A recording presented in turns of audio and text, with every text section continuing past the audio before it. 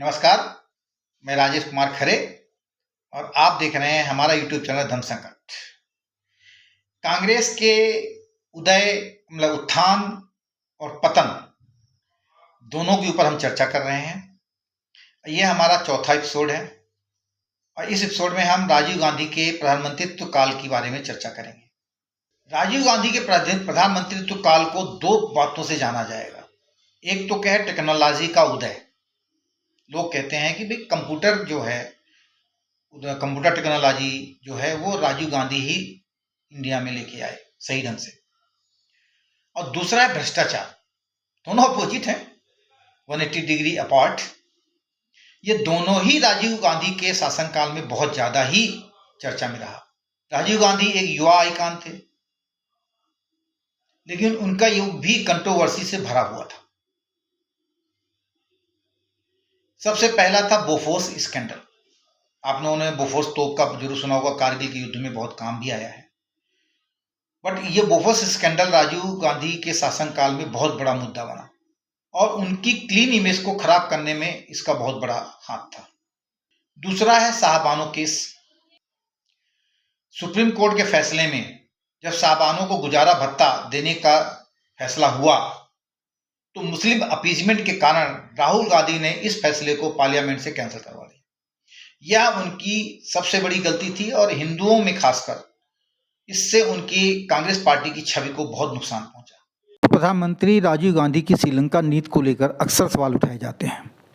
उनकी आंतरिक राजनीति के तहत तमिलनाडु में डीएमके पार्टी के साथ गठबंधन बनाए रखने के लिए उन्होंने पहले तो श्रीलंका में तमिलों के अलग देश के आंदोलन का समर्थन किया। उन्होंने एलटीटी जैसे कुख्यात आतंकी संगठन को भी समर्थन दिया। लेकिन जब श्रीलंकाई सरकार ने भारत से मदद मांगी तो राजीव गांधी ने अपनी पीस कीपिंग फोर्स, जैसे शांति रक्षक सेना भी आप कह सकते हैं, को श्रीलंका भेजा ताकि वह एलटीटीई के खिलाफ लड़ाई में सेना का साथ दे सके। इस नीति विशेषज्ञों के मुताबिक यह उनकी उलझी हुई विदेश नीति को दर्शाता है। पहले एक पक्ष का समर्थन, फिर उसी के खिलाफ कदम उठाना, यह राजीव गांधी की नीतियों में भ्रम को उजागर करता है। इसका असर न केवल भारत श्रीलंका संबंधों पर पड़ा उस समय, बल्कि तमिलनाडु के राजनीतिक समीकरण भी इससे प्रभावित हुए।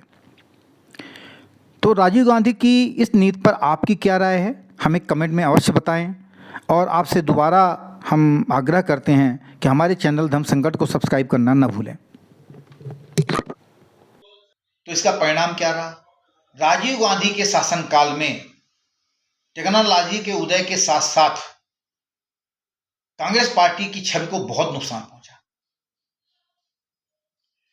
और इसी समय जो क्षेत्रीय पार्टियां जिनका उदय हुआ, उसमें टीडीपी, तेलुगु देशम पार्टी,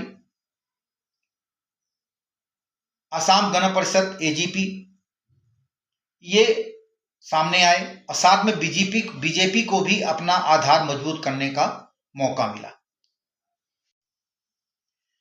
आप सबसे निवेदन है कि हम काफी मेहनत कर रहे हैं आपको इन सब बातों की तथ्यात्मक रूप से लाने की, तो कृपया हमारे धम्म संकट चैनल को सब्सक्राइब करना ना भूलें अगर आपने सब्सक्राइब अभी तक नहीं किया है, और इस वीडियो को ज़्यादा से ज़्यादा लोगों तक शेयर करें जिससे यह जानकारी अन्य लोगों तक पहुंचे। हम जो चर्चा कर रहे हैं, हम किसी पार्टी विशेष के बारे में उसको डाउन करने के लिए नहीं कर रहे हैं। हम तो केवल उनकी गलतियां बता रहे हैं कि इतनी बड़ी पार्टी जो आज़ादी के बाद सबसे पहले सत्ता संभाली, वो कैसे उसका पतन होना शुरू हुआ, क्या क्या गलतियां थी जिसका परिणाम आज तक देश भुगत भी रहा है, और क्यों कांग्रेस पार्टी इतने नीचे तक पहुंच गई। चलिए मिलते हैं अपने अगले एपिसोड में। अगला एपिसोड हमारा पीवी नरसिम्हा राव का शासनकाल है।